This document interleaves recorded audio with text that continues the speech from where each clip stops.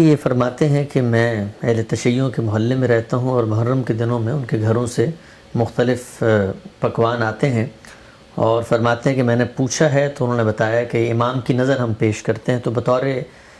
مسلمان قرآن کی روشنی میں کیا میں کسی شخص کی نظر اگر کوئی کھانا پکایا ہو تو محض اس لیے کہ میرے پڑوسی ہیں، ان کے حقوق ہیں اور ایک رواداری اور بھائی چارے کا ماحول بنا رہے، اس کو کھا لوں یا اس کا انکار کر دوں؟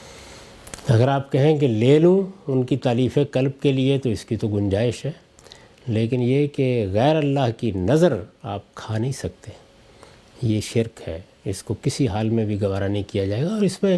اہل تشیع یا کسی دوسرے کا سوال نہیں، کوئی دیوبندی، کوئی بریلوی، کوئی اہل حدیث جو بھی کوئی چیز آپ کو پیش کرے گا تو جس طرح غیر اللہ کے سامنے سجدہ نہیں کیا جا سکتا، جس طرح رکوع نہیں کیا جا سکتا، جس طرح عبادت نہیں کی جا سکتی، جس طرح غیر اللہ سے ماورائے اسباب استعانت نہیں کی جا سکتی، اسی طرح غیر اللہ کے نام کی نظر بھی قبول نہیں کی جا سکتی۔